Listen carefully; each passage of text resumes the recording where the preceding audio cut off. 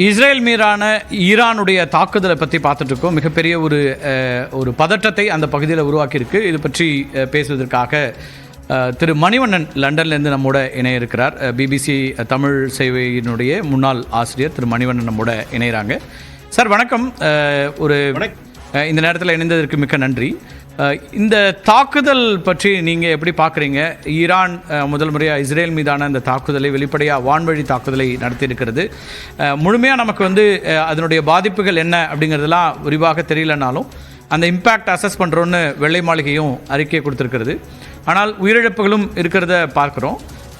உங்களோட முதல்கட்ட பார்வை என்ன சார்? இந்த சூழலை எப்படி பார்க்குறீங்க? இதில் ஈரானுடைய இந்த தாக்குதல்ங்கிறது எதிர்பார்க்கப்பட்ட ஒன்றாக இருந்ததா, அல்லது இது எதிர்பார்க்காத ஒரு தாக்குதல் அப்படின்னு பார்க்க வேண்டியிருக்கா?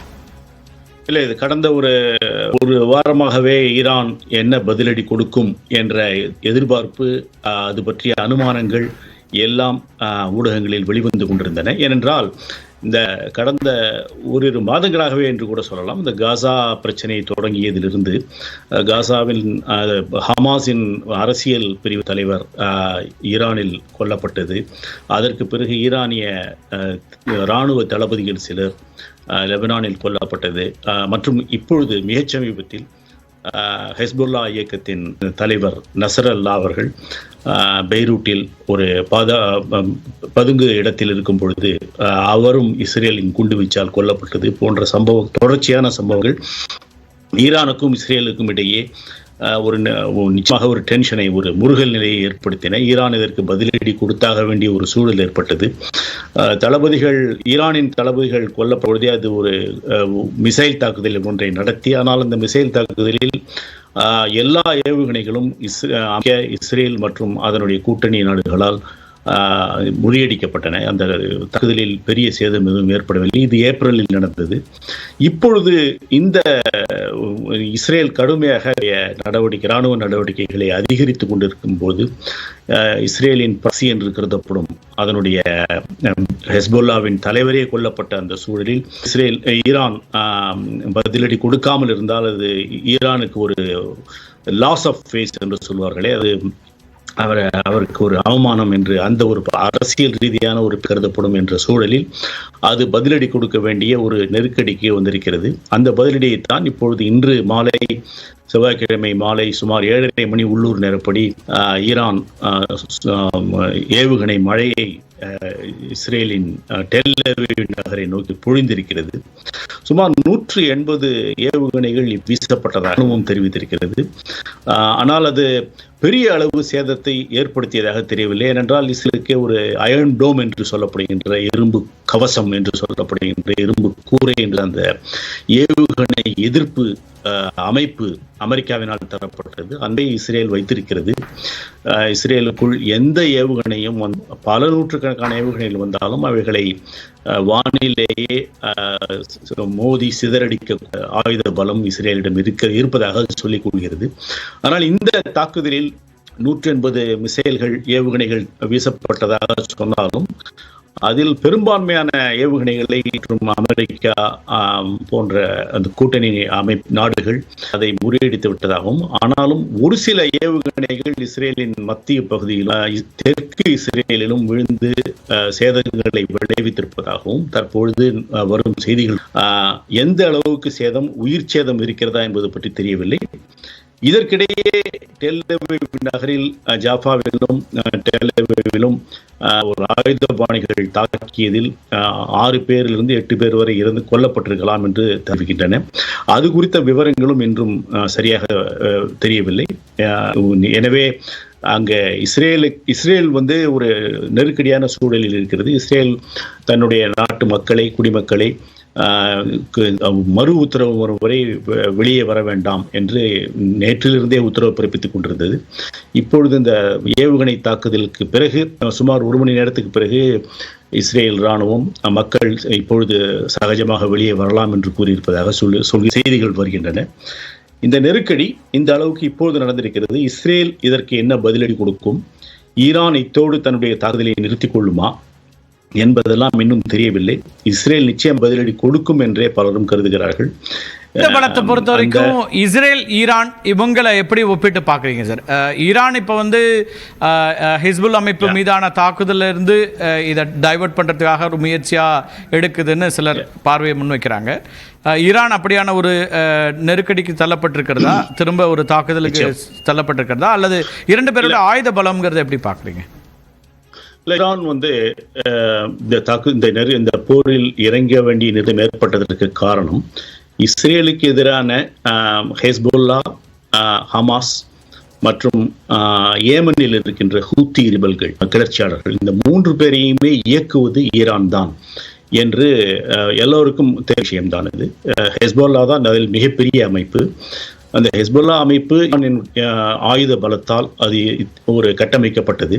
ஈரானின் இராணுவ தளவாடங்கள் தான் ஹெஸ்போல்லாவுக்கு இப்பொழுது இருந்து கொண்டிருக்கின்றன. இந்த சூழலில் தன்னுடைய கிளையண்ட் என்று சொல்வார், ஈரானின் கிளையண்டான ஹெஸ்போல்லாவை இப்பொழுது அந்த தலைவரை இஸ்ரேல் கொன்றது என்பது ஒரு பெரிய ஈரானுக்கு ஒரு பின்னடைவாக கருதப்பட்டது. எனவே அது வந்து ஈரான் பதிலடி கொடுக்க வேண்டிய நிர்பந்தத்தில் இருக்கிறது.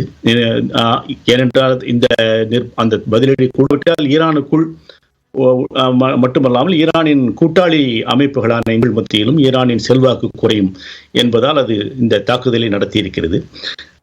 நீங்கள் இராணுவ பலம் பற்றி கேட்டீர்கள். 2 நாடுகளுக்கும் இடையே நிச்சயமாக இராணுவ பலம் என்பது அமெரிக்காவின் ஆயுத தளவாடங்கள், இராணுவ தளவாடங்கள் மற்றும் நிதி உதவி போன்றவைகளால் கட்டமைக்கப்பட்டது. இஸ்ரேலின் தொழில்நுட்பமும் மிக தொழில்நுட்பம்.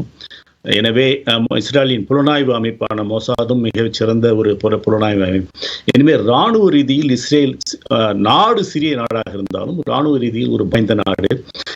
இஸ்ரேல் வந்து அணு ஆயுதமும் வைத்திருப்பதாக சொல்லப்படுகிறது. அதை அவர் இஸ்ரேல் போதும் வெளிப்படையாக ஒப்புக்கொண்டதில்லை, அறிவித்ததும் இல்லை. ஆனால் இஸ்ரேல் நிச்சயம் அணு ஆயுதம் வைத்திருக்கிறது என்பது பல அணு ஆயுத பார்வையாளர்கள் மத்தியிலே நிலவுகின்ற கருத்து.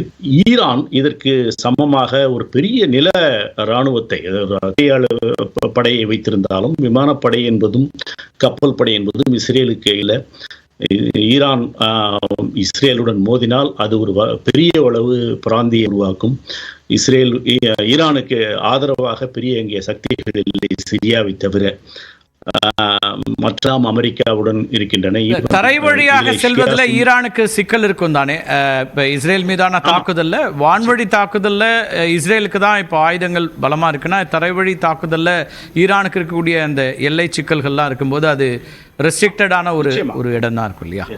ஏன்னா புவியியல் ரீதியாக பார்த்தால் ஈரான் இஸ்ரேலுக்கு அருகில் இருக்கும் நாடு அல்ல. ஈரானுக்கும் இஸ்ரேலுக்கும் நடுவே ஈராக் இருக்கிறது.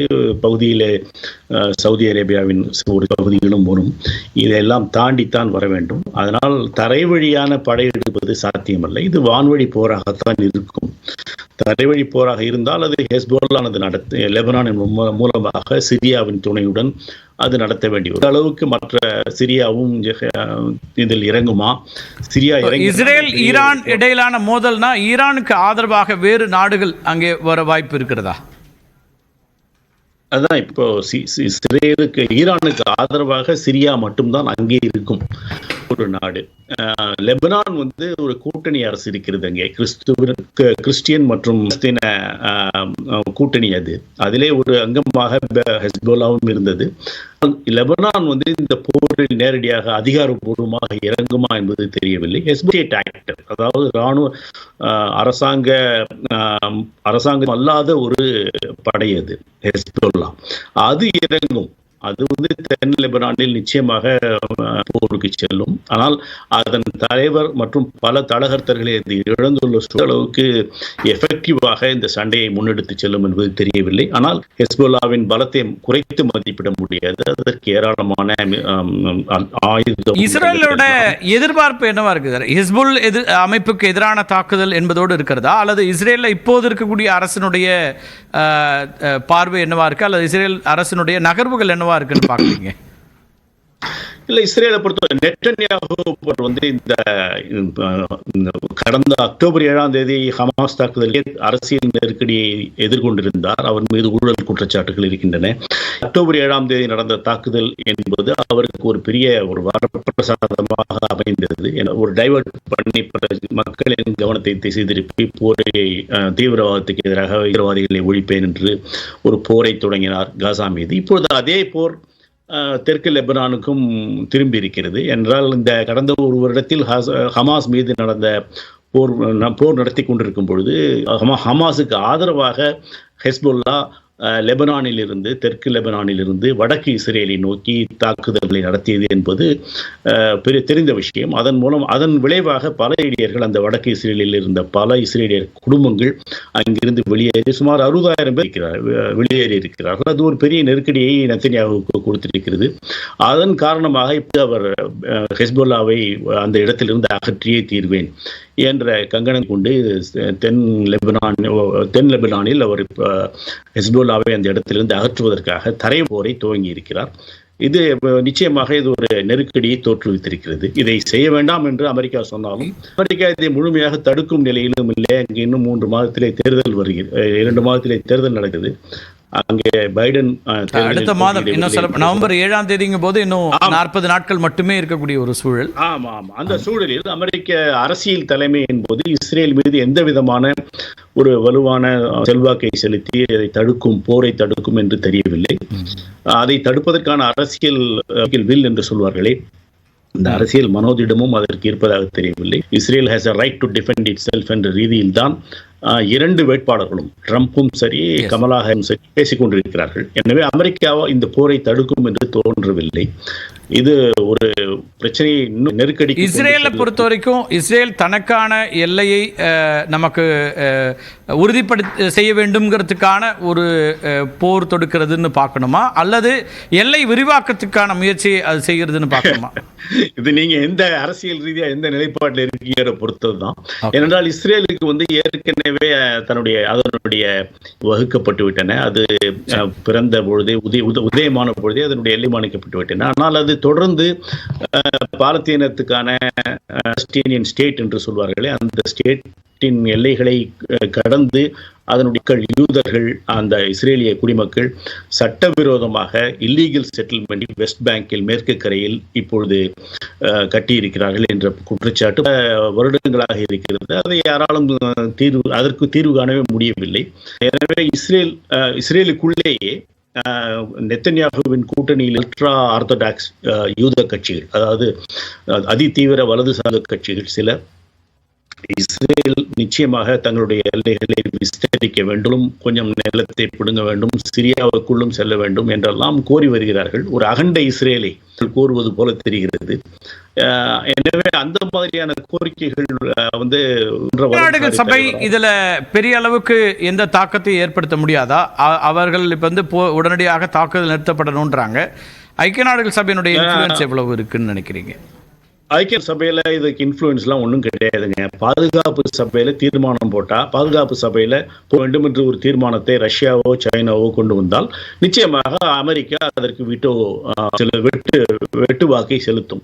எனவே ஐநா சபை என்பது ஒரு டாக்கிங் ஷாப் அளவிலே ஆகி கொண்டிருக்கிறது. அதை ஐநா சபை இந்த போரை நிறுத்துவதற்கான ஒரு டிப்ளமேட்டிக் ஹெஃப்ட் என்று சொல்வார்களே, ராஜ்ய செல்வாக்கு அதுக்கு இருப்பதாக தெரியவில்லை. அது செய்தால் தான் அது செய்ய முடியுமா என்பது தெரியவில்லை. ஓகே, இப்போதைக்கு இந்த போர் அல்லது இந்த பதட்டமான சூழல் அப்படிங்கிறத தணிப்பதற்கான வாய்ப்புகள் என்னன்னு பார்க்குறீங்க? யார் இதுக்குள்ள அந்த முயற்சியை எடுக்க முடியும்? அதுக்கான வாய்ப்புகள் இருக்கா? இதை வந்து இப்போ ரஷ்யா சைனா ரெண்டு வந்து ஓரளவுக்கு இந்த விஷயத்தில் கவனத்தை செலுத்தலாம். ஆனால் ரஷ்யாவின் கவனம் எல்லாம் இப்போ உக்ரைனில் இருக்கிறது. அந்த ஒரு ரீதியிலே ரஷ்யா இதில் பெரிய அளவுக்கு, அமெரிக்கா எந்த அளவுக்கு இந்த சிக்கலில் போய் மாட்டிக்கொள்ளுமோ அது தனக்கு சாதகம். மத்திய கிழக்கிலே கவனத்தை செலுத்த அது உக்ரைனிலே அதனுடைய கவனம் உக்ரைன் போரில் என்ற ரீதியில் தான் அது கணக்கு போடுகிறது. சைனாவை பொறுத்தவரை அது இந்த மாதிரி தேசிய விஷயத்திலும் இதுவரை பெரிய அளவிலே தலையிட்டு சமாதான முயற்சியிலோ ஈடுபட்டதாக சமீப கால வரலாறு இல்லை. ஐரோப்பிய நாடுகளான பிரான்ஸ் மற்றும் மற்ற நாடுகள் ஒருவேளை இதிலே அமைதியை கோரலாம். அவர்களால் அமெரிக்காவின் கருத்தை மாற்ற முடியும் என்ற நம்பிக்கை. அமெரிக்கா முழுமையாக ஈடுபட்டு இஸ்ரேலிடம் ஓரளவுக்கு முயன்றால் அது ஓரளவுக்கு இந்த போர் நிறுத்த ஒரு பெரிய அளவு இன்னும் வாய்ப்பு இருக்கிறது. வரக்கூடிய தகவல்களை பொறுத்த வரைக்கும் இஸ்ரேலுடைய இந்த டிஃபென்ஸ் ஃபோர்ஸுடைய ஸ்டேட்மெண்ட் படி பார்க்கும்போது 180 மிசைல்ஸை நாங்கள் இன்டர்செப்ட் பண்ணியிருக்கோம் அப்படிங்கிறாங்க. முழுவதுமாக தடுத்து நிறுத்தப்பட்டிருக்குங்கிறாங்க. ஆனால் பாதிப்புகள் என்னங்கிறது நமக்கு அங்கேருந்து வரக்கூடிய ரிப்போர்ட் இஸ்ரேல் அந்த மாதிரி சொன்னாலும் சில ஏவுகணைகள் அங்கு விழுந்த மாதிரி தான் ரிப்போர்ட்ஸ்லாம் வருது. அதனால நம்ம இஸ்ரேல் சொல்றதை நம்ம முழுமையாக நம்பவும் முடியல, நம்பாமல் இருக்கவும் முடியல. உயிரிழப்புகள் பற்றிய ரிப்போர்ட்ஸும் அங்கிருந்து வரக்கூடியதை நம்ம பார்க்கிறோம். கிட்டத்தட்ட அது அந்த தாக்குதல் பற்றிய செய்திகள்ல அது வந்துச்சு. ஆனா ஏவுகணை தாக்குதல்ல உயிரிழப்பு இருக்கான்னு சரியா தெரியல. அது நம்ம பொறுத்திருந்து தான் பார்க்கணும். நாளை காலையில ஒருவேளை இன்னும் கொஞ்சம் இதை பத்தி ஒரு கிளாரிட்டி கிடைக்கும்னு நினைக்கிறேன். நிச்சயமா. ஆனா இந்த சூழல்ல ஒரு சிறிய பதற்றமான ஒரு சூழல் நிலவுது. உலக நாடுகள் பெரிய பதற்றம் இருக்கு. நிச்சயமா இந்த நேரடி மோதல்ங்கிறது ஈரானுக்கும் இஸ்ரேலுக்கும் இதுதான் முதல் முறையா நடக்குதா அல்லது ஏற்கனவே இருக்கக்கூடியதாகவும் பார்க்க வேண்டியிருக்கா? இந்த அளவுக்கு நான் கடைசியா நடந்தது நான் சொன்னல, ஏப்ரல்ல ஒரு வான்வழி தாக்குதல், ஏவுகணை தாக்குதல் நடந்துச்சு. ஆனா அதுக்கு முன்னால ஈரானுக்கும் இஸ்ரேலுக்கும் இந்த மாதிரியான மோதல்கள் ஏற்பட்டதில்லை. ஓகே. இப்போ இஸ்ரேலுக்கு இருக்கக்கூடிய இராணுவ ஆயுத பலம் உள்ளிட்ட அம்சங்களையும் ஈரான் கணக்கில் எடுத்துக்கும். அடுத்தது ஈரானோட நகர்வோ அல்லது இஸ்ரேலுடைய நகர்வோ என்னவாக இருக்கிறது அப்படிங்கிறது தான் இதனுடைய இந்த போரினுடைய தன்மை என்னவாக மாறுங்கிறத நம்ம கவனிக்க வேண்டியிருக்கு. ஈரான் இஸ்ரேல் நிச்சயமாக இதுக்கு பதிலடி கொடுக்க வேண்டும் என்று நினைத்தால் ஈரானில் உள்ள அணு மின் நிலையங்கள் அதில் இருந்துதான் அது அணு ஆயுத வல்லமையை பெற வேண்டும் என்று நினைக்கிறது. அது ஒரு பெரிய சர்ச்சையாகி கொண்டு வந்தது. ஒருவேளை அது அந்த அணு மின்னில் இஸ்ரேல் தாக்கினால் அது பெரிய பிரச்சனையாக முடியும். அது செய்யுமா என்பதை பார்க்க வேண்டும். மிக முக்கியமான நேரத்தில் உங்களுடைய ஆழமான கருத்துக்களை பதிவு செய்திருக்கீங்க. புவிசார் அரசியலில் அந்த பிரதேசத்தினுடைய பதற்றம் என்பது அங்கே மட்டும் இல்லை, உலக நாடுகள்லேயும் கூட ஒரு பதற்றமான ஒரு சூழலை உருவாக்கி இருக்கிறது. போர்மேகம் சூழ்கிறதா அப்படிங்கிற கேள்விகளையும் இது அடுத்த கட்டமாக ஒவ்வொரு முறையும் வரக்கூடியதான். அப்படி நடக்கக்கூடாதுன்னு தான் எல்லாருடைய எதிர்பார்ப்பும். 3ஆம் உலகை போரை நோக்கி நகர்த்துகிறார்களா, அதுக்கான தொடக்க புள்ளியானலாம் உலக நாடுகள் பேசக்கூடிய ஒரு சூழலில் இது பதற்றம் தணிய வேண்டும் அப்படிங்கிறது தான் அதுக்கான. ஆனால் 2 நாடுகளும் என்ன முடிவு செய்கிறாங்க அப்படிங்கிறதுல இருந்து தான் இதை நம்ம பார்க்க வேண்டியிருக்கும். நேரலையில் உங்களுடைய கருத்துக்களை பதிவு செய்ததற்கு மிக்க நன்றி திரு மணிவண்ணன். வணக்கம். நன்றி. ஈரான் தாக்குதல் அப்படிங்கிறது இன்றைக்கி உலக நாடுகளை கவனிக்க வைக்கிறதாக இருக்கிறது. வெள்ளை மாளிகையுடைய அறிக்கை பார்த்தோம். அங்கே நடந்திருக்கக்கூடிய தாக்குதலில் இழப்புகளை, அதனுடைய இம்பேக்ட்ஸை பார்க்குறோன்னு சொல்லியிருக்கிறாங்க. அதே போல் மற்ற நாடுகளும், ஐக்கிய நாடுகள் சபை உள்ளிட்ட அமைப்புகளும் இந்த தாக்குதல் நிறுத்தப்படணும் அப்படிங்கிற ஒரு பார்வையை முன் வச்சிருக்கிறாங்க. எனவே இந்த போரினுடைய சூழல், ஈரான் என்ன செய்ய போகிறது, ஈரானுடைய தாக்குதலுக்கு இஸ்ரேலுடைய எதிர்வினை என்னவாக இருக்க போகிறது அப்படிங்கிறதெல்லாம் பார்க்க வேண்டியிருக்கு. 180 மிசைல்ஸை நாங்கள் தடுத்து நிறுத்தியிருக்கிறோம், இன்டர்செப்ட் பண்ணியிருக்கோன்னு இஸ்ரேல் சொல்கிறாங்க. ஆனால் பாதிப்புகள் என்ன என்பதெல்லாம் பார்க்க வேண்டியிருக்கிறது. தொடர்ச்சியான இந்த செய்திகளையும் News 8 தமிழ்நாடு பதிவு செய்ய இருக்கிறது. சிறிய இடைவேளைக்கு பிறகு மற்ற செய்திகளை பார்க்கலாம்.